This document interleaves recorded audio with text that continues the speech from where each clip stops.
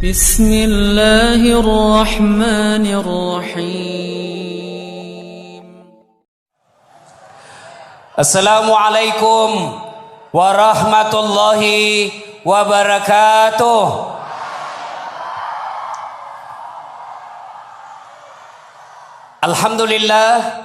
Alhamdulillahi Rabbil Alamin. Wabihi nasta'inu ala umurid dunya wad din. Ashhadu an la ilaha illallah wa ashhadu anna Muhammadan abduhu wa rasuluh.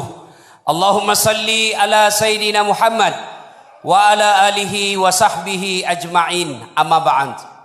Faqad qala Allah subhanahu wa ta'ala fi kitabil karim wa huwa asdaqul qailin. A'udzu billahi minasyaitonir rajim. Bismillahirrahmanirrahim.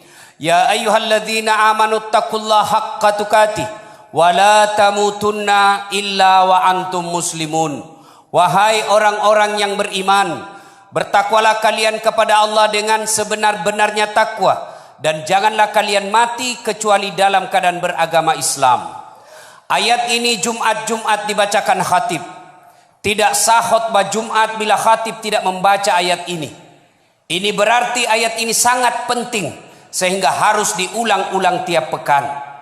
Seolah-olah Allah ingin berkata kepada kita, hai hambaku, hati-hati kalian. Kamu lahir agama Islam, nikah syariat Islam, tapi belum tentu kau mati dalam keadaan Islam. Adakah orang Islam yang bisa mati dalam keadaan tidak beragama Islam? Banyak. Contoh aja ini, contoh jamar bos. Contoh, sabung ayam didapat sama polisi, kejar, jangan lari, masih lari. Kejar, jangan lari, masih lari. Polisinya tidak bisa kejar karena polisinya besar perutnya. Ada juga polisi saya lihat besar perutnya. Terpaksa kejar tidak bisa, tembak peringatan ke langit. Tembak satu kali, masih lari. Tembak 2 kali, masih lari. Tembak 3 kali ke langit, masih lari. Terpaksa dilumpuhkan. Duh! Tembak kakinya, kepalanya dikena. Saya tanya temanku yang polisi, bagaimana caranya bos? Kakinya kau tembak, kenapa kepalanya dia kena? Dia bilang soalnya waktu ditembak dia jongkok. Nah kena kau cilaka. Ini polisi film India, bukan polisi Indonesia. Polisi Indonesia orang bagus-bagus bos. Jangan kau musuhi polisi. Woi anak muda, sekermania. Kalau hilang, woi. Kalau hilang motormu siapa kau cari? Pembakal. Siapa kita cari? Polisi. Ibu-ibu, rumah dirampok, anak dibunuh, suami dibunuh. Ibu pergi ke polisi. Tolong Pak polisi, cari pelakunya. Ini orangnya, ini ciri-cirinya. Tolong dia. Apa kata polisi? Mohon maaf ibu, baru saja polisi bubar. Makanya jangan musuhi polisi. Saya pergi ceramah, macet mobil, tidak bisa gerak, mau mundur tidak bisa, maju tidak bisa. Saya baca surah Yasin 2 kali, tidak goyang-goyang mobilku. Begitu datang polisi lalu lintas, selesai. Ya, pun kalau ada polisi yang minta-minta uang di jalan, biar anak SMP diminta juga uangnya, itu polisi film India. Kenapa kau melanggar? Kau tidak lihat ini rambu-rambu? Saya lihat Pak polisi. Kenapa kau langgar? Saya tidak lihat Bapak. Kenapa kau tidak lihat saya? Bapak sembunyi di tikungan. Ini polisi film India.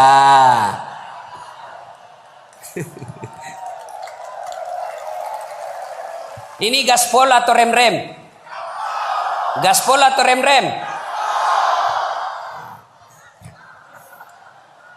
Termasuk nanti yang bisa mati dalam keadaan kafir, mereka yang jadi pegawai negeri nyogok. Selama dia makan gajinya, selama itu dia makan uang haram. Ini baru-baru penerimaan PNS. Apa? Ada yang bayar sampai 500 juta jadi pegawai. Apa hebatnya itu pegawai negeri? Mana ada pegawai negeri tidak ada utangnya di koperasi? Katanya pegawai negeri itu tanggal 1 sampai tanggal 10 makannya apa? Sari laut. Tanggal 11 sampai 20 turun sedikit, sari mie. Tanggal 21 sampai tanggal 30 sari don. Wa qala idzan bismillahirrahmanirrahim. Innallaha wa malaikatahu sallu alaihi. Masya Allah. Sesungguhnya Allah dan para malaikatnya bersalawat kepada Rasulullah Muhammad sallallahu alaihi wasallam. Maka wahai orang-orang yang beriman, bersalawatlah kalian kepada Rasulullah dengan sebaik-baik salawat. Suatu kali Nabi lagi duduk-duduk dengan malaikat Jibril. Tiba-tiba Nabi melihat ada malaikat 1 juta jari-jarinya. Adek-adek cowok, berapa jari-jarimu dek? Ih, cacat kok itu. Ada kakimu toh? 20 bos. Ini malaikat 1 juta jari-jarinya. Nabi kagum dan bertanya, wahai Jibril, malaikat apa itu? Banyak betul jari-jarinya. Jibril menjawab, itu malaikat yang Allah tugaskan mencatat air ketika hujan. Ada yang bisa catat hujan ibu? Ada? Biar Pak Mardani yang banyak uangnya tidak bisa juga dicatat itu. Kenapa? Laju dan banyak bersamaan jatuhnya. Lalu Nabi bertanya kepada malaikat ini, wahai malaikat, apa kau mampu mencatat air ketika hujan? Ya, ku catat yang jatuh di laut, ku catat yang jatuh di gunung, ku catat yang jatuh di darat. Semua aku catat, tak setetes pun yang tidak aku catat. Lalu malaikat ini berkata, ya Muhammad, ada satu yang tidak bisa aku catat. Kenapa? Lebih banyak jumlahnya dari air hujan. Apa gerangan? Ketika umatmu berkumpul di satu tempat, lalu mereka bersalawat bareng-bareng kepadamu, aku tidak bisa mencatat betapa banyak pahala yang Allah turunkan di tempat itu. Nah, maka ini luar biasa pahala yang kita dapat malam ini. Bersalawat lebih banyak pahalanya daripada jumlah air hujan. Maka saya mau dengar ini bubuhan Banjar. Mana lebih kencang suaranya ibu-ibu dengan bapak-bapak? Bisa? Bisa? Ah, yang merasa jenis kelamin laki-laki kau diam dulu bos. Ah, ibu-ibu dulu. Halo ibu, jangan kalah sama laki-laki bu. Ayo ikut sama saya bu, sholawat yuk. Sholatullah ala toha, salatullah ala yasin. Masya Allah. Terima kasih ibu-ibu ya. Makasih ibu-ibu, terutama yang janda. Kalau ditelepon suaminya orang, jangan suaramu mendayu-dayu seperti tadi. Ini tadi bukan kencang, ini namanya syahdu. Suara begini yang kasih nafsu kita laki-laki. Assalamualaikum ibu. Waalaikumsalam. Bagaimana suaminya orang tidak tergoda? Lagi di mana ibu? Di rumah aja pak. Coba dong yang keras. Assalamualaikum. Waalaikumsalam. Lagi di mana ibu? Di rumah. Lagi ngapain? Apa kau tanya-tanya? Oh enggak, diteleponnya lagi kau besok. Ini waalaikumsalam. Caleda. Wih, ada juga Bugis di sini. Wih, boleh tahan ini bubuhan Bugis. Saya ke Banjarmasin banyak orang Bugis. Saya pergi Kota Baru banyak orang Bugis. Saya pergi Pagatan, bahasa Bugis orang di sana. Begitu saya masuk penjara banyak juga orang Bugis. Ibu-ibu diam, kita dengar ini adik-adik remaja nih. Ayo, cowok, keluarkan suaramu paling kencang. Yuk. Ya. Salatullah ala toha, salatullah ala yasin. Alhamdulillah, mantap. Oh, hebat memang. Alhamdulillah, terima kasih. Diam-diam semua, diam-diam. Kita dengar ini yang di atas. Ini lagi yang di atas ini, kita dengar. Ayo. Kau diam semua, diam. Kita dengar ini. Bib, diam Bib. Kita dengar ini bapak-bapak ini ya. Yang gaya-gaya di atas ini. Ayo. Jangan mempermalukan bos. Ayo. Bareng-bareng, yuk. Lobet. Ini mau poligami weh. Madodo betrain na bos. Wa qala idzan bismillahirrahmanirrahim. Ya ayyuhalladzina amanu dukhulu fis silmi kaffatan wa la tattabi'u khutuwatis syaitan innahu lakum adu mubin. Wahai orang-orang yang beriman, masuklah engkau ke dalam Islam secara sempurna dan janganlah engkau ikuti langkah-langkah setan, karena sesungguhnya setan itu musuh yang nyata bagi kalian. Musuh kalian bukan polisi, musuh kalian bukan ulama, musuh kalian bukan pemerintah, musuh kalian adalah setan, yang mana setan itu musuh yang nyata bagi kalian. Ketika Bapak Ibu mendengarkan acara ini, undangan untuk datang acara ini, setan menggoda kita di rumah. Tidak usah kau datang, tidak usah kau datang, tidak usah nonton, lebih kau nonton sinetron. Alhamdulillah bisa datang di tempat ini, berarti Bapak telah mengalahkan setan yang ada di rumah. Tapi apakah setelah tiba di tempat ini setan menyerah? Tidak, dia godanya lagi kita. Tidak usah kau dengar ceramah, tidak usah dengar ceramah, pegang HP-mu, pegang HP-mu, pegang HP-mu. Maka orang yang pegang HP itu kena godaan setan. Simpan dulu HP-mu, bos. Dengar ceramah dulu. Woi, Bu, Ibu. Simpan dulu, simpan. Ibu yang pegang HP selama saya ceramah, saya doakan suaminya kawin lagi. Nah. Saya di Makassar, Bu, ada ibu-ibu, saya lagi ceramah, dia membelakang. Dalam hati saya, barusannya ada orang saya ceramah, dia belakangi saya. Ternyata dia ambil HP-nya, selfie. Dia belakangi, baru dia tulis di WhatsApp-nya, latar belakang das Atlantik. Woi, saya dijadikan background. Selesai ceramah dia kejar lagi saya. Ini yang kasih repot kita, Bib, sekarang. Kejar, Ustaz, boleh selfie. Terpas salah dilayani. Kalau enggak, dia bilang kita sombong sampai mati. Sudah selfie, dia bilang ulang Ustaz, kabur. Ulang lagi Ustaz, kabur Ustaz. Bukan HP kabur, mukamu yang kabur. Simpan dulu HP, simpan. Saya kalau lagi ceramah, saya tidak mau kalau ada yang siaran langsung. Saya ini dokter, salah satu dokter saya media sosial. Saya belajar ke luar negeri soal itu. Dan ternyata setelah saya pelajari, di Indonesia ini ada orang yang mencoba membuli ulama dengan cara apa? Menggunting-gunting ceramahnya Ustadz. Contoh paling terakhir, Ustadz Abdul Somad. Ustadz, bagaimana hukumnya main domi? Beliau jawab, haram apabila azan sudah berkomandan kalian masih main domi. Ustadz, bagaimana hukumnya main catur? Haram apabila azan sudah berkomandan kalian masih main catur. Oh, dipotong itu yang main azannya. Akhirnya marahlah pemain domi dan catur dari Sabang sampai Merauke. Saya juga ditanya, Ustadz, bagaimana hukumnya main catur? Haram. Kenapa bisa? Karena kau bunuh Perdana Menteri sama Raja. Ya kan tidak bisa menang kalau tidak mati Perdana Menteri. Yuk Bapak, saudara-saudara sekalian, teristimewa para habaib, tuan-tuan guru yang ada di tempat ini, khusus yang saya muliakan, Habib Syekh, yang saya rasa-rasanya seperti ayah saya sendiri, dekat dengan beliau rasanya sangat tenang kita punya perasaan. Mudah-mudahan kita yang hadir di tempat ini Allah cintai selama-lamanya. Ada perantau di sini? Ada?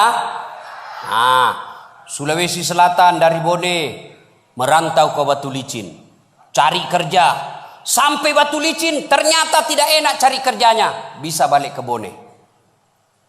Dari Surabaya cari nafkah ke Batu Licin, sampai Batu Licin ternyata pun tidak enak di sini, boleh balik ke Surabaya. Dari Jakarta coba-coba usaha-usaha di Batu Licin, ternyata tidak peluang dan makin susah hidupnya, boleh balik lagi ke Jakarta. Masih ada pilihan. Tapi demi Allah, ketika Bapak Ibu sudah masuk di kubur, senang tidak senang kau tinggal di situ, tidak boleh kau keluar. Ya, nggak bisa, panas di sini, keluar dulu. Bapak tidak senang di rumah sebelah, bisa balik ke rumah utama. Pergi merantau tidak senang di sini, balik lagi ke kampung. Tapi demi Allah, ketika sudah balik ke kubur, tidak ada alasan lagi untuk keluar. Almarhum Haji Mami telah berada di alam kubur. Dan Rasulullah SAW menginformasikan, Ketika kita sudah masuk kubur, ada beberapa jenis orang yang menyesal dan tidak bisa lagi berbuat apa-apa setelah dia masuk di kubur.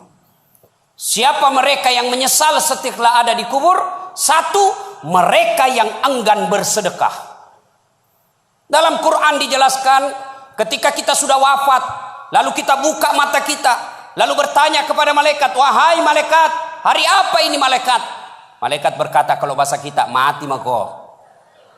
Wahai malaikat, ya Allah, kembalikan saya ke dunia, kembalikan saya ke batu licin, kembalikan saya ke Bagatan, sekejap saja, ya 5 menit lah.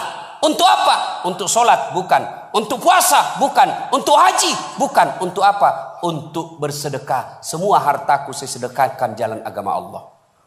Bapak puasa dinikmati ketika puasa, haji dinikmati ketika haji, sholat dinikmati ketika kita masih hidup.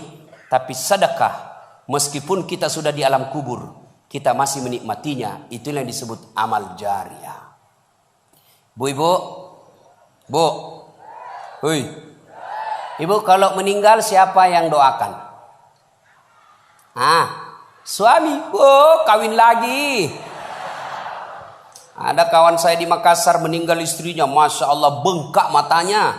Dia bilang, Ustadz, rasa-rasanya saya tidak bisa lagi melanjutkan hidup saya. Hebat juga ini kawan saya, sampai bengkak-bengkak matanya menangis. Beberapa bulan kemudian saya pergi jogging di lapangan Karebosi. Dia adalah perempuan yang menyertainya, putih, bersih, panjang rambutnya, masih muda. Saya tanya, Haji, siapa itu? Dia bilang, yang baru, Ustaz. Bapak-bapak nih, kalau bapak meninggal, siapa yang bisa menolong kita? Paling anak dan harta yang telah kita belanjakan.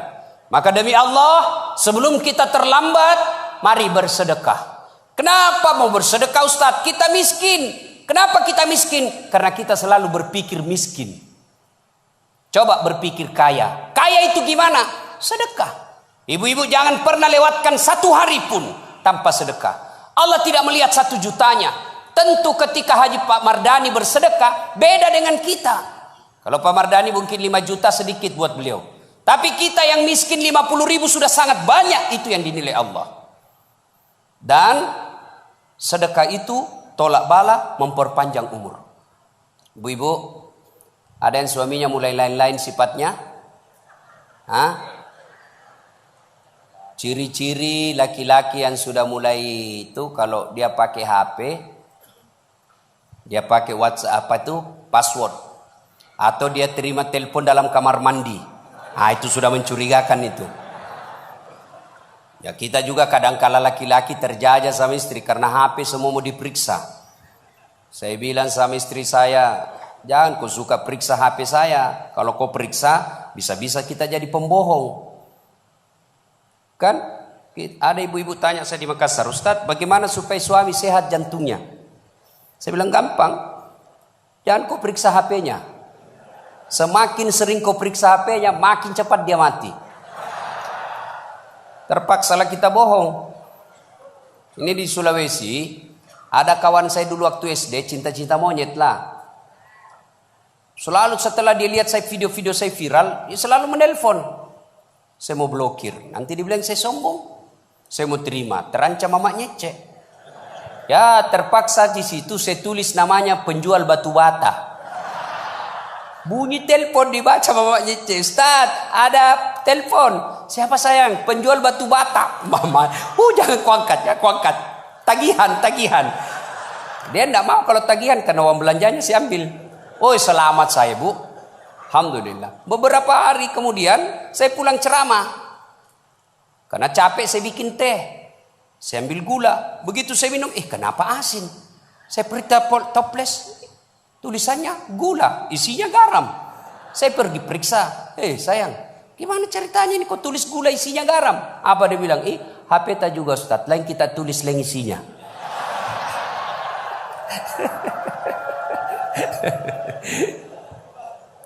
Nah, ibu bapak, saudara-saudara sekalian, ketika kita sudah wafat, maka yang bisa menolong kita adalah harta yang telah kita sedekahkan. Maka ibu-ibu, bersedekahlah. Adik-adik, kalian mau menjadi pengusaha, bersedekahlah. Lihat, mana ada orang bangkrut gara-gara bersedekah. Contoh, almarhum ketika hidup rajin bersedekah. Dan akhirnya sifat dermawan itu ikut ke anak-anak beliau, ikut kepada keturunan beliau. Maka orang yang rajin sedekah, insya Allah dicintai Allah dan Rasulnya, dan juga dicintai oleh masyarakat yang ada di sekelilingnya. Ada politisi di sini, jangan lalu kosekke, pelit. Tidak ada yang suka itu orang pelit. Percaya deh, tidak ada orang suka orang pelit. Bahkan orang pelit sekalipun tidak suka sama orang pelit. Dia bilang, tidak usah ke rumahnya, pelit. Padahal dia juga pelit. Begitu jeleknya itu sifat pelit. Maka bersedekahlah. Sedekah. Kita jadi miskin karena kita tidak mau bersedekah. Coba carikan saya di Batu Licin ini yang bangkrut gara-gara sedekah. Coba cari. Apa pernah Bapak mendengar, Ustadz, itu rumah di sudut yang warna merah, itu dulu kaya, hanya karena rajin sedekah jadi bangkrut. Tidak ada. Yang bisa jadi bangkrut justru karena dia pelit. Bersedekahlah. Yang kedua, penyesalan kedua, ketika kita di alam kubur, dijelaskan oleh Nabi, adalah mereka yang memutuskan persaudaraan. Kok bisa Ustadz? Nanti di akhirat kita akan mempertanggungjawabkan dan ketemu mencari orang-orang yang pernah kita sakiti. Tetangga yang pernah kita ambil barang-barangnya. Di akhirat kelak, tanah misalnya kita serobot setengah meter. Tanah yang setengah meter itu disuruh pikul nanti. Maka menyesal orang-orang yang telah mengambil barang-barang sesamanya manusia, lalu dia tidak minta maaf sebelum wafat. Kenapa? Karena dia akan bertanggung jawab. Nah, coba syariat Islam. Jangankan mengambil barang. Ibu tanam mangga. Lalu mangga itu menyeberang dahannya ke tetangga, pagarnya. Maka yang menyeberang itu haknya tetangga. Ibu tidak boleh lagi ngambil. Jadi kalau ibu punya mangga, lalu mangga tersebut dahan dan rantingnya nyebrang ke pagar tetangga, maka tetangga yang punya itu. Tiba-tiba mahasiswa saya bertanya, Ustadz, bagaimana kalau istrinya tetangga menyeberang? Oh, lain ceritanya itu, beleng-beleng kau itu. Ya Bapak, saudara-saudara sekalian. Nah, ketika di akhirat kelak, orang yang memutuskan persaudaraan dijelaskan dalam hadis. Rasulullah bertanya, atadruna manil muflis? Saudara-saudara sekalian, tahu tidak kamu yang bangkrut di akhirat kelak, merugi di akhirat kelak, bangkeroi? Sahabat menjawab, yang tidak puasa ya Rasul. Oh, dia puasa Ramadan, Senin Kamis. Yang tidak sholat ya Rasul, dia sholat, bahkan sunnah-sunnahnya lengkap. Yang tidak bayar zakat ya Rasul, dia bayar zakat, bahkan sedekahnya cukup. Lalu kalau begitu siapa yang bangkrut ya Rasul? Rasul menjawab, jarusu wa khati'ur rahim. Tetangga yang jahat sama tetangganya dan yang memutuskan persaudaraan. Nabi lalu sahabat bertanya, kok bisa bangkrut ya Rasul? Dia kan sholat, dia puasa, dia haji, dia zakat. Kok bisa bangkrut? Nabi menjelaskan, betul, hablum minallahnya baik, hablum minallahnya cukup. Tapi ketika di akhirat kelak, dia setor segala kebaikan-kebaikannya. Ya Allah, ini sholatku. Datang tetangganya, tunggu dulu Tuhan, saya pernah bertetangga di Batu Licin. Dia fitnah saya, katanya anakku yang lurus rambutnya bukan anaknya suamiku, karena suamiku keritin rambutnya. Dia tidak tahu anaknya lurus rambutnya karena sudah direbonding. Ya Allah, gara-gara fitnahnya satu kampung membenci saya. Allah berfirman, ya sudah, ambil sholatnya. Habis sholatnya 20 tahun. Dia setor lagi puasanya. Ya Allah, ini puasaku 20 tahun. Datang lagi tetangganya, tunggu dulu Tuhan, saya pernah bertetangga, dia serobot saya punya tanah. Saya mau lapor ke polisi, temannya polisi. Saya tidak bisa ngapa-ngapain ya Allah. Allah berfirman, ya sudah, ambil dia punya sholat 20 tahun. Habis puasa, habis sholat, dia setor lagi hajinya. Ya Allah, ini hajiku. Datang lagi, saya pernah juga sama-sama caleg. Dia fitnah saya, dia sebarkan hoax, dia jelek-jelekkan saya. Habis duit saya pasang baleho 2 miliar. Saya jual sawah, sertifikat, rumah saya masuk di bank. Gara-gara dia fitnah saya kalah. Saya minta keadilan hari ini. Allah berfirman, ya sudah, ambil aja itu hajinya. Habis amal-amalnya. Capuk mana nih amal-amal di Cina? Habis sudah amal-amal kebaikannya, masih ada yang datang. Ya Allah, saya pernah juga disakiti. Saya pernah satu kantor di kantor Bupati Tanah Bumbu. Saya difitnah, katanya mobilku hasil korupsi. Gara-gara fitnahnya, saya dimutasi menjadi non-job.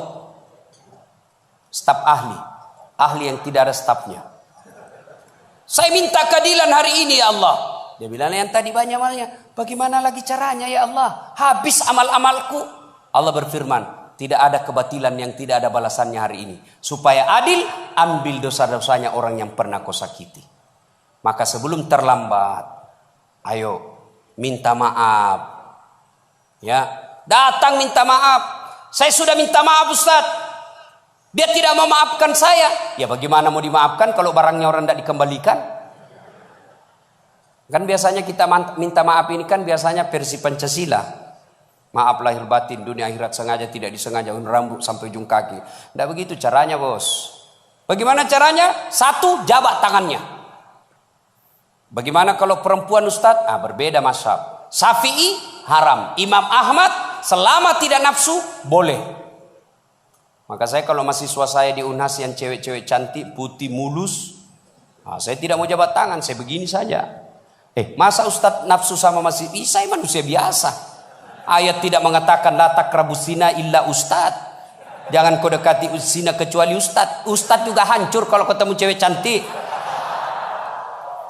Iya. Tapi saya gini aja. Tapi kalau ibu-ibu majelis taklim yang sudah muka-muka sakaratil maut, yang sudah bau-bau minyak gosok, ya sudahlah jabat tangan. Tidak mungkin saya nafsu sama ibu-ibu. Ya tidak tahulah kalau ibu nafsu sama saya. Ya. Nah, satu jabat tangannya. Dua, pandang matanya. Pandang mata. Yang ketiga senyum. Kadang-kala kita juga jabat tangan kan tidak lihat orang. Tidak beradab itu. Dengar adik-adik sekalian. Puncak dari semua ilmu adab. Biar kau hebat ilmu fikih, hebat tasawuf, hebat tadarus, tapi kau tidak punya adab kepada sesama manusia, bangkrut kalian di akhirat kelak. Banyak anak-anak sekarang ini baru belajar agama 3 bulan. Itu pun melalui YouTube. Baru 2 menit habis kuotanya. Semua salah. Gampang sekali dia bid'ah-bid'ahkan. Salawat begini tidak ada pada zaman Nabi. Tidak pada zaman Nabi bid'ah sesat masuk neraka. Nenekmu punya neraka. Kayak dia saja panitia hari kiamat. Ini banyak sekarang ini tidak tahu. Ya. Satu jabat tangannya, 2 pandang matanya, 3 senyum, 4 salawat kepada Nabi. Allahumma salli ala Sayyidina Muhammad wa ala ali Sayyidina Muhammad. Dan yang kelima yang paling penting, sebut judulnya dosa. Jadi bapak-bapak nanti kalau minta maaf sama istri, itu syaratnya. Jabat tangan, senyum, pandang matanya, sebut dosa. Jadi kalau suami minta maaf ibu, suruh sebut judulnya. Apa judulnya Pak? Tiba-tiba minta maaf. Ndak enak, nanti kau ngamuk lagi. Bilang apa? Ustaz Dasat bilang harus sebut. Apa? Mohon maaf ibu. Dulu waktu saya tugas di Banjarmasin, saya hilap. Ada perempuan mirip betul sama Pian. Maafkan saya selingkuh ibu.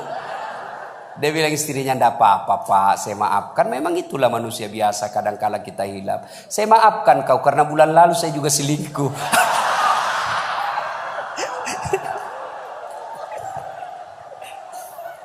Ibu-ibu, ini sebenarnya bapak-bapak banyak selingkuh gara-gara ibu-ibu juga. Bagaimana suamimu tidak selingkuh kalau kau marah-marah aja terus di rumah? Dia kira enak jadi suami nih ibu-ibu ini. Kira enak. Di kantor kita dimarah-marahi sama pimpinan. Di jalan macet, kadang-kala kehujanan. Ya, di warung kopi masuk WhatsApp tagihan. Sampai di rumah dimaki-maki lagi kita sama istri. Bagaimana kita tidak cepat sakaratil maut? Ini perempuan sekarang seperti cuaca. Susah ditebak perasaannya.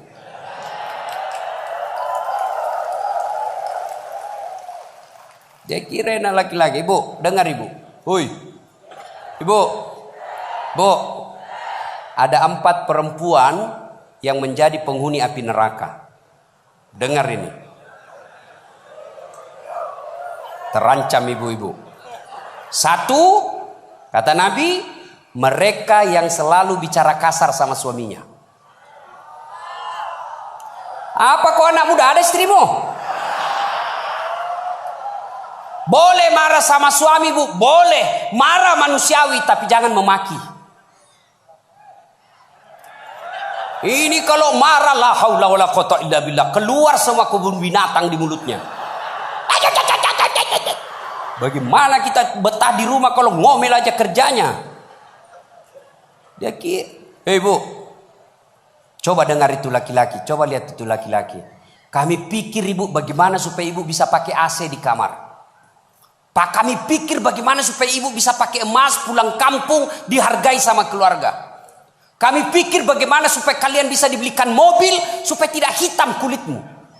Itu dipikir sama suamimu, makanya jangan suka marah-marah. Takbir. Ada di sini takut sama istrinya? Ada? Berhenti kau jadi laki-laki. Ngamu Ustaz, kalau dia ngamu enggak apa-apa. Dia pecahkan piring satu, pecahkan satu lusin. Dia pecahkan semua. Kenapa? Piring, gelas boleh dibeli. Harga diri sebagai suami tidak boleh diinjak-injak istri. Takbir. Ah, itulah yang takut sama istrinya. Oi bu, oi. Satu, perempuan yang menjadi penghuni api neraka yang suka bicara kasar. Boleh marah tapi jangan memaki. Marah silahkan, manusiawi, tapi jangan memaki-maki. Goblok memang kau jadi laki-laki. Sudah goblok, hitam, gendut. Wah, ini penghuni neraka ini.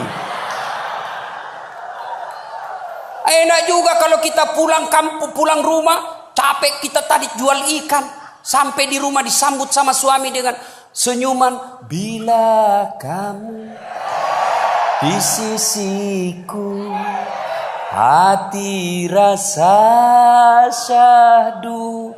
Tenang perasaan. Nah, sudah bilang, bu, kalau ada duit saya belikan kau emas. Masuk lagi kamar suami, berantakan kamarnya, marah-marah, peluk suami kita sambil menyanyi. Insaflah wahai manusia, bila dirimu bernoda. Itu kan lagu-lagu ibu-ibu dulu, lagu-lagu nasihat. Iya toh? Mungkin Tuhan mulai bosan melihat tingkah kita yang selalu salah dan bangga dengan dosa-dosa. Atau alam mulai enggan bersahabat dengan kita. Coba kita bertanya pada rumput. Itu. Jadi kalau suaminya susah rezekinya, singgung dengan itu lagu. Mungkin kau banyak dosa. Itu lagunya ibu-ibu dulu. Sekarang lagunya ibu-ibu apa? Yo, yo ayo, yo ayo, yo ay, beleng-beleng. Senamlah dia di depan kantor bupati. Ibu-ibu di depan, bajunya sempit, roknya sempit. Bapak-bapak di belakang. Ibu-ibu di depan lah jadi pelatih. 1, 2, bapak-bapak di belakang. 3. Bagaimana enggak beleng-beleng semua ini? Putar ke kiri. Apa lagu-lagu begitu? Coba kalau salawat kayak tadi, nyaman perasaan. Ya. Woi. Ibu. Nah, 1, boleh marah, jangan memaki. 2, perempuan menjadi penghuni api neraka.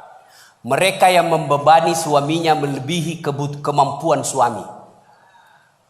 Suaminya gajinya cuma 4 juta, tapi gaya hidupnya 7 juta. Kayaknya banyak penderita di sini ya. Hei, ibu-ibu, kenapa kita miskin? Karena kehidupan, gaya hidup kita melebihi rezeki. Allah kasih rezeki 5 juta 1 bulan, tapi gaya hidupnya 8 juta. Akhirnya apa? Ngambil kredit. Nggak bisa tenang.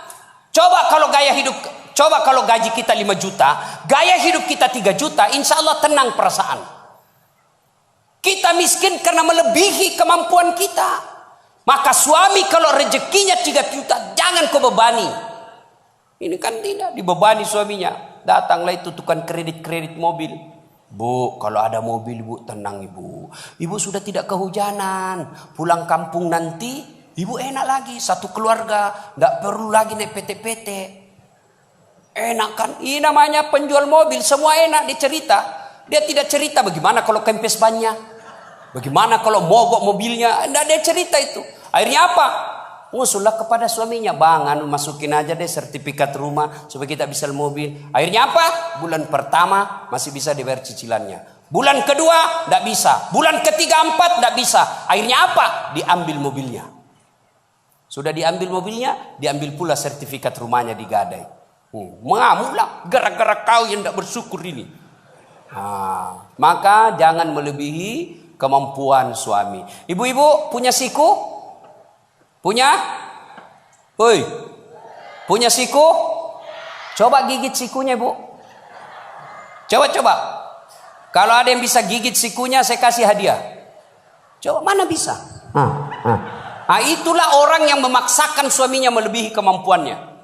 Dan yang ketiga, kata Nabi, orang yang akan menjadi perempuan penghuni neraka, mereka yang mempertontonkan auratnya di depan lelaki. Bu, terutama ini akhwat cewek-cewek nih. Mari kita kerjasama. Kami laki-laki jaga mata, tolong kalian perempuan jaga akhlak.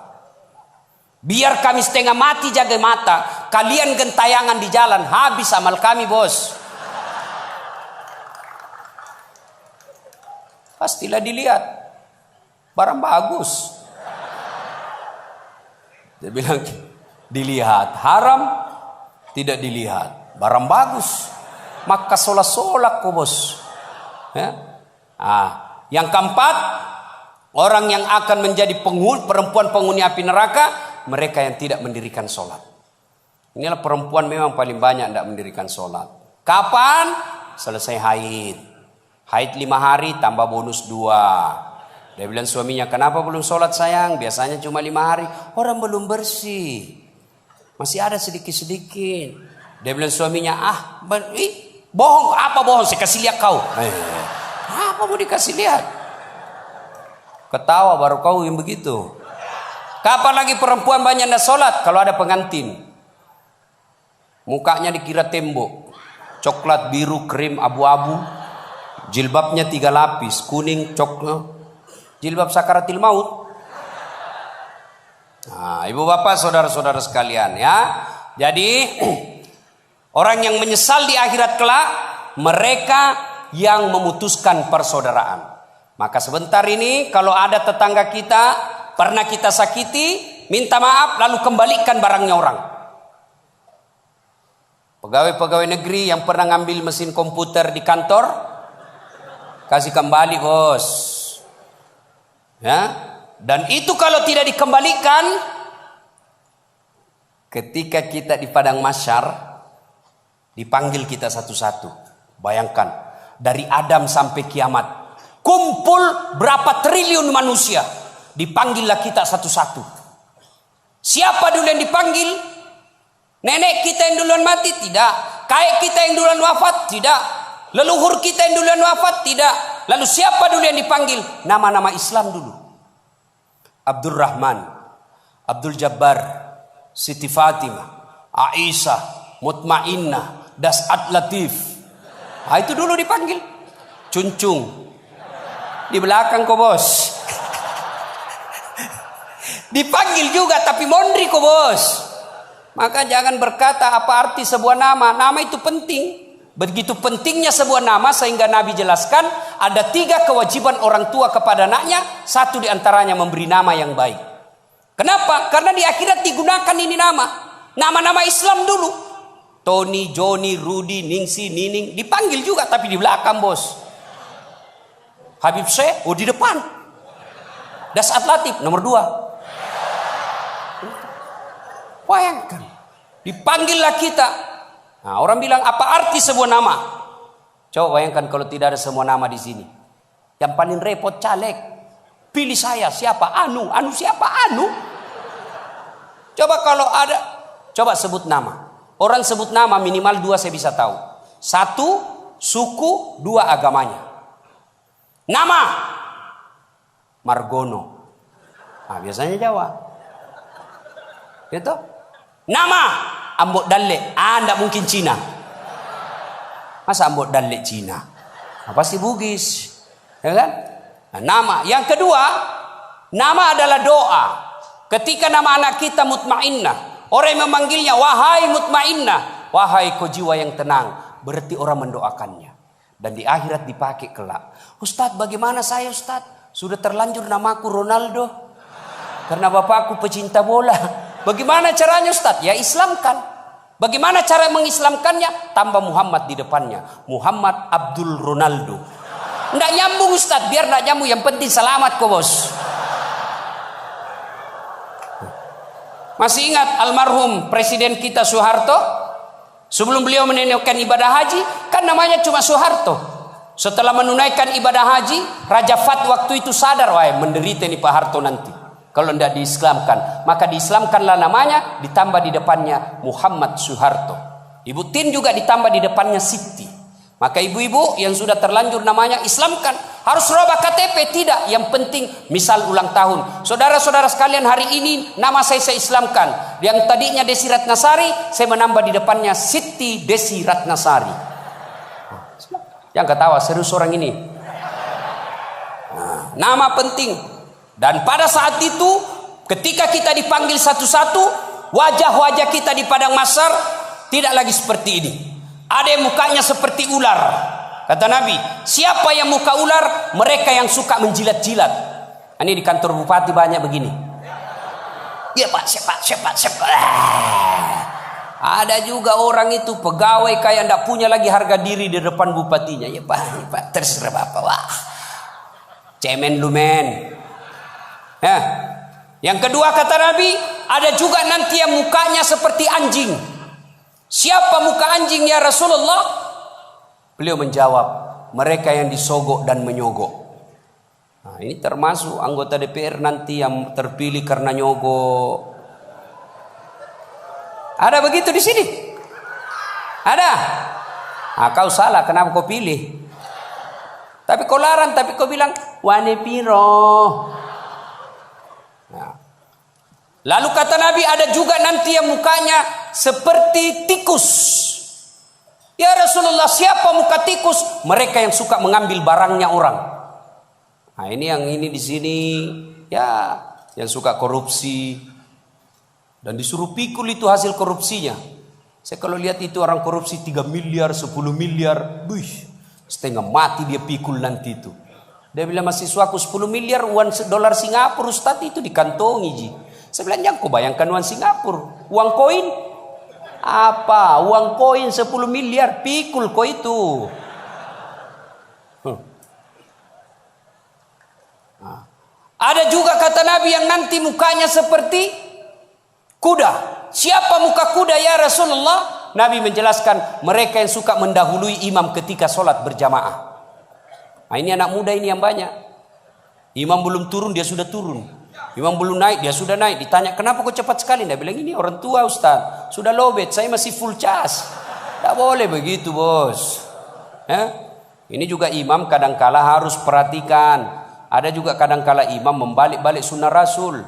Nabi jelaskan, kalau kau jadi imam, ringkaskan bacaan solatmu. Ini baru jadi imam, mau takbir aja sudah lama. Gaji itu muakkak mani bawaan selesai. Ada juga yang begitu. Kata Nabi, ringkaskan bacaan solatmu. Ringkas. Yang kedua kata Nabi, bacalah yang umumnya orang hafal. Tujuannya apa? Satu, orang bisa khusyuk mengikuti kalau yang dia baca hafal. Coba kalau imamnya membaca kul huwallahu ahad, anak-anak juga ikut di belakang. Kul huwallahu ahad. Karena dia hafal. Begitu imam membaca surah Al-Baqarah ayat 10 sampai 115, la haula wala quwwata illa billah. Dia khusyuk dengan bacaannya, kita khusyuk dengan hayalan. Kita mau ikut, tidak dihafal, mau ruku, belum selesai, terpaksa kita baca semua itu di dinding. Keadaan keuangan masjid, pengeluaran, saldo. Waduh, Sudah dibaca satu tripleks, belum selesai bacaannya imam, dibaca lagi kalender.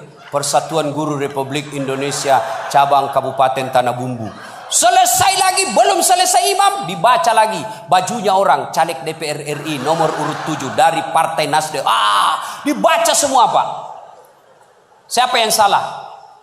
Siapa salah?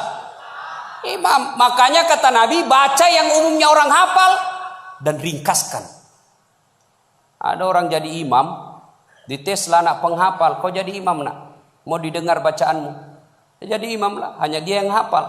Begitu lagi sholat, tiba-tiba ada cicak jatuh, kena telinganya, stres hilang hafalannya. Dia apa sambungannya ini? Dia lupa betul, hening satu masjid. Tiba-tiba imam berkata, tolong bantu di belakang. Dia bilang di belakang, saya juga tidak tahu. Tiba-tiba berteriak, kalau begitu ya sudah, Allahu Akbar. Memangnya anggota DPR. Saya punya pengalaman ini Pak, waktu saya kecil di kampung. SMP saya waktu itu. Sholat asar. Lama sekali imam sujud. Kenapa lama betul ini imam sujud? Ada apa ini? Tiba-tiba ada kawan saya nakal, diangkat kepalanya. Hilang imam. Ternyata yang ditunggu sudah keluar. Dia keluar dari pintu samping. Kacau sholat. Selesai sholat ditanya, Pak Imam, kenapa kau tinggalkan kami? Dia bilang, saya kentut nak. Pak Imam, lain kali kalau kentut kasih bangkit dulu kepala supaya kami lihat kau keluar. Dia bilang, saya sengaja, malu saya kau lihat. Kacau sholat. Siapa yang salah? Siapa salah? Siapa salah? Imam. Makanya hati-hati milih imam. Ya. Ada lagi kejadian ini waktu saya kuliah KKN. Belum jadi ustadz saya waktu itu. Ada kawan saya dia pakai baju gamis. Wah, saya bilang pasti anak pesantren. Jadilah imam dia. Saya di belakang dua anak fakultas sastra. Begitu dia baca Al-Fatihah masih aman. Dia baca Al-Kafirun dalam hatiku, cari penyakit ini orang ini. Benar, dia baca enggak mau sampai. Wala antum abiduna ma a'bud wala ana abidu ma abattum wala antum abiduna ma a'bud wala ana abidu ma wala antum tak putar. Temanku jengkel dia ada sastra, kenapa itu tak putar-putar? Lah sudah ini juga saya pikir. Kacau sholat. Makanya kalau imam salah, kacau jamaah kita. Makanya hati-hati milih imam. Kata Nabi, milih imam itu tidak boleh sembarang. Jamaah makmum boleh, mulai dari orang waras sampai orang gila boleh jadi makmum. Mulai dari orang belum balik sampai dewasa boleh jadi makmum. Tapi imam tidak boleh. Kenapa? Salah imam, salah kalian jamaah. 2020 Tanah Bumbu akan milih imam, bupati. Salah milih imam, salah kalian, menderita kalian di kabupaten ini. Maka hati-hati milih imam. Pun kita jadi makmum juga tidak boleh sembarang. Harus ada etikanya. Jadi makmum kata Nabi, kalau kau ke masjid sikat gigi dulu, terutama kalau subuh.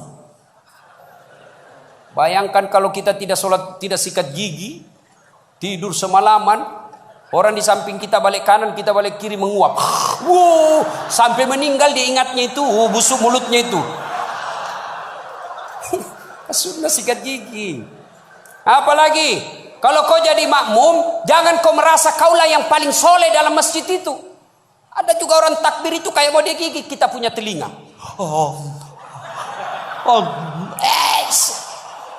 Cool man. Baca Al-Fatihah kayak dia ada di telinga sampingnya. Pada cengi capuk. Hanya ganggu ki. Ada lagi apa? Itu kaki. Kaki juga itu kadang-kala mengganggu. Kita kasih pindah, dia kasih pindah lagi kakinya. Kasih pindah, dia kasih pindah lagi. Saya jengkel, saya injak. Selesai salat, Ustaz kenapa kau ganggu saya? Makanya adik-adik kalau mau saya tanya, kenapa kau kasih pindah-pindah kakimu? Kau ganggu saya? Dia bilang supaya rapat saf. Bos, sini. Kalau mau rapat safmu bukan jari-jari kaki yang kau tempel. Tapi apa? Bahumu atau siku. Kalau siku rapat, pasti saf rapat. Tidak ada orang sholat begini. Tapi kalau kakimu rapat, sapmu longgar. Ya. Ada lagi selesai sholat yang paling menjengkelkan itu. Selesai sholat dia ambil saf paling depan, belakangnya imam. Begitu assalamualaikum, assalamualaikum, langsung lompat. Mau lihat, tidak jabat tangan, tidak langkai orang. Itu kurang adab kalian. Kalau kalian tidak mau doa bersama, tidak mau jabat tangan selesai sholat, ya sudah di belakang kau duduk. Supaya kau tidak ganggu orang. Ingat adik-adik sekalian ini yang baru belajar agama. Puncak dari semua ilmu adab. Rasulullah ditanya, ya Rasulullah, untuk apa Rasul diutus ke muka bumi? Mencerdaskan kehidupan bangsa? Bukan. Mengangkat harkat dan martabat? Bukan. Apa? Liutammima makarimal akhlak. Memperbaiki akhlak manusia. Ini kita berbeda mazhab, saling mengkafirkan. Saling menghina. Zaman sekarang aja ini kita ribut-ribut sesama muslim. Dulu tahun 90-an, kita kalau sholat subuh, Allahu Akbar. Di samping kita tidak kunut, dalam hati saja, oh Muhammadiyah. Selesai. Allahu Akbar. Tidak kunut, Muhammadiyah berarti ini. Itu aja dia. Sekarang saya pun dimaki-maki di Facebook. Apa kau Ustaz? Bicara-bicara sunnah. Baru kau tidak pelihara sunnah. Kenapa kau tuduh saya tidak pelihara sunnah? Buktinya kau tidak pelihara jenggot. Ya mau diapa kalau tidak mau tumbuh? Saya sudah kasih minyak, tidak tumbuh-tumbuh. Malah marah istri saya. Ini Ustaz kasih kotor-kotor bantal. Saya kasih minyak nih Bu. Ya. Nah saudara-saudara sekalian. Ini golongan. Maka sebelum wafat. Minta maaflah. Orang-orang yang pernah kita sakiti. Kalau ada berkaitan dengan barang, kembalikan. Ibu-ibu yang pernah ngambil sendoknya orang ketika pengantin. Kasih kembali. Karena ada juga itu ibu-ibu. Ibu-ibu Columbus. Tahu Columbus? Kelompok ibu-ibu pembungkus. Kalau ada pengantin dia bungkus semua kuat. Yang ketiga, penyesalan kata Nabi. Yaitu mereka yang tidak menjawab salat, azan salat ketika azan berkumandang. Puasa, haji, zakat, sedekah, semuanya akan sia-sia ketika tidak mendirikan salat. Adik-adik, kalian tidak usah malu kalau kalian tidak jadi pegawai negeri. Ibu-ibu, kalian tidak usah cemas dan merasa malu kalau sampai sekarang ini masih ngontrak-ngontrak rumah. Tapi malu dan cemaslah ketika sudah dewasa seperti ini, belum mendirikan sholat dengan sebaik-baiknya. Kalau sholat kita insya Allah baik, maka hidup kita akan diperbaiki oleh Allah Subhanahu wa Ta'ala. Kalau sholat kita bagus, Allah yang akan menyelesaikan semuanya. Di dunia ini tidak ada orang tidak punya masalah. Semua kita punya masalah. Pasti. Jangankan kita. Nabi ada masalahnya. Beliau masih dalam kandungan sudah wafat. Bapak beliau. Baru 4 hari setelah lahir diambil sama ibu susunya. 4 tahun usia beliau baru diambil kembali Siti Aminah. 6 tahun meninggal lagi ibu beliau. Yatim piatu. 8 tahun meninggal lagi kakek beliau. Diambil oleh pamannya. 12 tahun sudah ikut perang. Makin ke sana makin banyak tantangan. Diusir dari kampung halamannya. Dan siapa yang mengusirnya? Bukan orang lain. Siapa? Pamannya sendiri. Maka Nabi saja punya masalah, apalagi kita. Adik-adik, ini ibu-ibu kalau ada masalah, maka perbaiki sholat. Insya Allah, Allah yang akan selesaikan masalah-masalah kita. Tidak ada orang tidak ada masalahnya. Maka kalau mau selesai masalah, man yattaqillaha yaj'allahu makhraja. Allah yang akan menyelesaikan masalah-masalah kita. Bukan berarti tidak ada masalah. Ada masalah tapi Allah yang selesaikan. Nah, ada masalah, perbaiki saja sholat. Ada yang bilang itu sholat Ustaz, masalahnya lebih banyak lagi sekarang. Bisa jadi dia sholat tapi tidak ikhlas. Hayya 'alas sholati, asar lagi. Padahal barusan kita sholat duhur. Kok tidak ikhlas? Saya sholat Ustaz. Betul kok sholat, tidak ikhlas. Mana buktinya? Pakaian seada-adanya. Malah di ibu-ibu yang tanya, Ustaz, bolehkah orang sholat itu tidak pakai BH? Kenapa bisa ibu? Panas sih Ustaz. Tidak ada AC, tidak ada kipas angin. Kita baru pulang pasar. Boleh, tapi apa itu beradab? Ibu-ibu pergi ketemu gubernur tapi tidak pakai BH. Boleh kan? Tidak Pak Gubernur. Mohon maaf ini Pak Gubernur. Coba. Ayo. Saya sholat Ustaz. Betul kok sholat tapi main-main. Allah. Maka tidak boleh ayahkan Ustaz. Ini serang. Datang lagi. Siapa ngajar sholat begitu, bos? Ada juga orang sholat kayak ditiup angin. Ada lebih parah Allah. Siapa ajar kau sholat mak keju-keju? Jadi jangan heran ketika sudah 20 tahun sholat kok masalah kita tidak bisa lepas. Salah satu sebabnya kita sholat seada-adanya. Bapak saudara-saudara sekalian, tepat tanggal 12 Rabiul Awal tahun ke-11 Hijriah, Rasulullah sallallahu alaihi wasallam demam. Lalu Allah perintahkan kepada malaikat Jibril.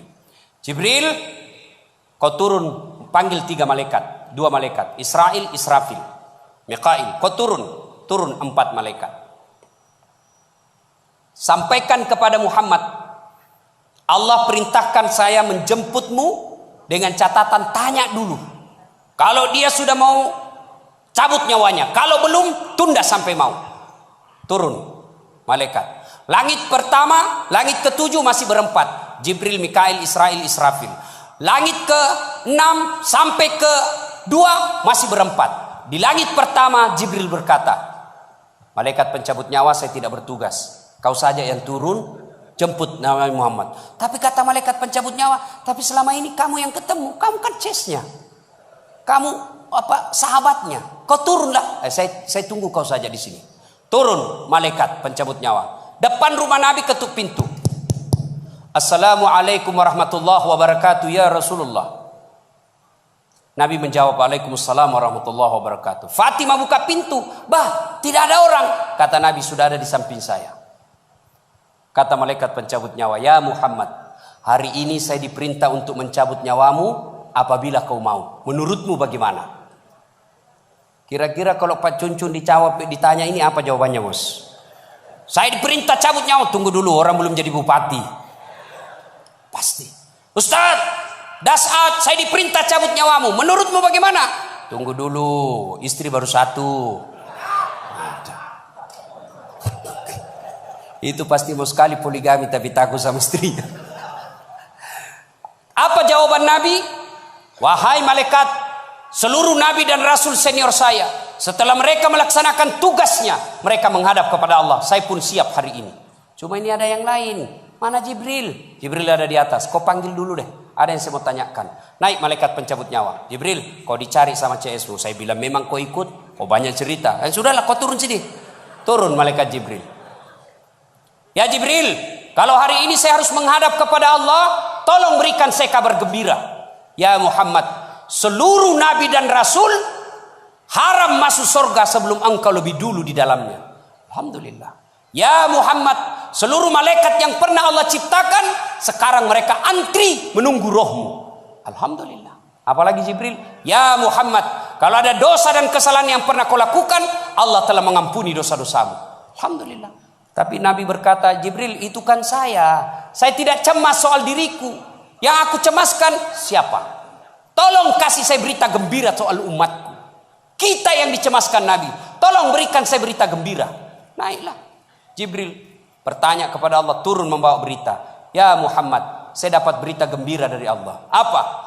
Meskipun engkau sudah tidak berada di tengah-tengah mereka, meskipun engkau sudah tidak berada di tengah-tengah umatmu, selama umatmu berpegang kepada Quran dan Sunnah, insya Allah umatmu selamat. Nabi berkata, kalau begitu laksanakan tugasmu malaikat pencabut nyawa. Jibril mundur. Mulailah dieksekusi Nabi.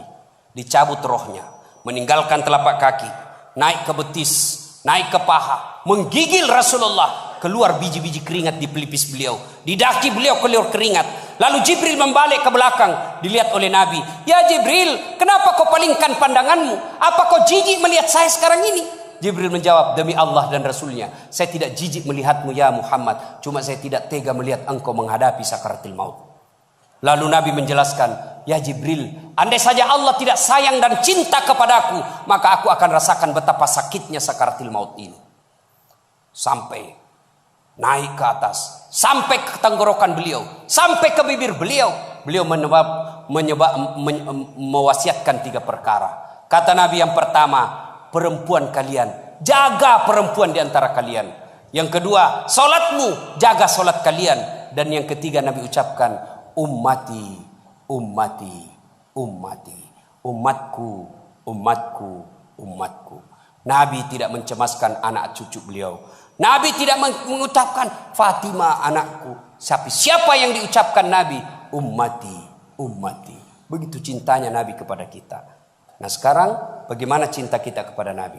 Salah satu cinta kita kepada Nabi dengan hadir di majelis salawat seperti ini. Hadir di tempat ini wujud kecintaan kita kepada Rasulullah. Pada zaman Nabi tidak ada salawat rame-rame seperti ini. Kenapa? Karena beliau ada di tengah-tengah kita. Di tengah-tengah umat pada saat itu. Nabi pernah bertanya kepada sahabat, saudara-saudara sekalian, Anda tahu siapa yang paling menakjubkan imannya? Menakjubkan itu mengagumkan. Kata sahabat, para malaikat ya Rasul. Nabi katakan tidak. Bagaimana mereka tidak menakjubkan imannya? Mereka ketemu Allah. Kalau begitu, para nabi dan rasulnya ya Rasulullah. Nabi katakan tidak. Bagaimana kami tidak beriman? Kami menerima wahyu, ketemu dengan malaikat. Kalau begitu ya Rasulullah, kami inilah para sahabatmu. Nabi katakan tidak. Bagaimana kalian tidak beriman? Kalian ketemu dengan saya, kalian melihat mukjizat, wajar kalian beriman. Lalu sahabat berkata, kalau begitu siapa yang paling menakjubkan imannya ya Rasul? Nabi menjawab, umatku, saudara-saudaramu setelah kita ini wafat, mereka beriman kepadaku, mereka percaya kepadaku, padahal mereka tidak pernah ketemu Allah, mereka tidak pernah ketemu malaikat, mereka tidak pernah melihat mukjizat, mereka tidak hidup di tengah-tengah saya, tapi mereka beriman kepadaku dan berselawat. Kita inilah yang hadir di tempat ini. Mudah-mudahan Allah berikan waktu dan kesempatan kepada kita untuk lebih banyak lagi mencintai Rasulullah. Salah satu di antaranya berselawat seperti ini. Ketika Allah perintah kita puasa, Allah tidak ikut menunaikan ibadah puasa. Allah perintah kita haji, Allah tidak menunaikan ibadah haji. Ketika Allah perintah kita berselawat, innallaha wa malaikatahu yusalluna 'alan nabi. Sesungguhnya Allah dan para malaikatnya berselawat kepada Rasulullah Muhammad sallallahu alaihi wasallam. Maka wahai orang-orang yang beriman, bersalawatlah kalian kepada Rasulullah. Dengar, garis bawahi, yusalluna 'alan nabi, sallu alaihi wasallimu taslima. Selawat dengan sebaik-baik selawat. Maka jangan bersalawat sambil merokok, jangan bersalawat sambil mengisap. Kenapa? Seluruh ulama Timur Tengah mengatakan rokok itu haram, maka rasa-rasanya tidak etis ketika Bapak menyebut nama Nabi sambil mengisap rokoknya. Mudah-mudahan ada manfaat. Lebih dan kurangnya mohon dimaafkan. Terima kasih atas waktu dan kesempatan.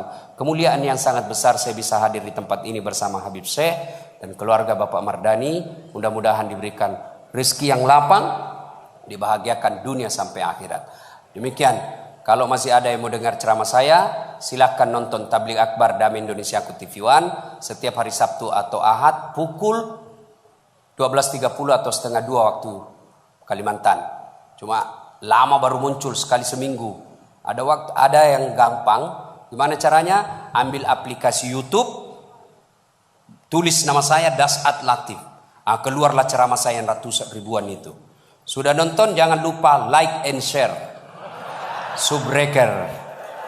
Kasih begini aja, kasih begini bos. Jangan ku kasih begini. Kalau ku kasih begini dicari kau malaikat pencabut nyawa. Masa ceramah ku kasih begini? Nggak enak dilihat. Saya tidak suka. Nggak usah kau nonton. Jangan kasih begini. Cuma cepat habis kuota karena 1 jam.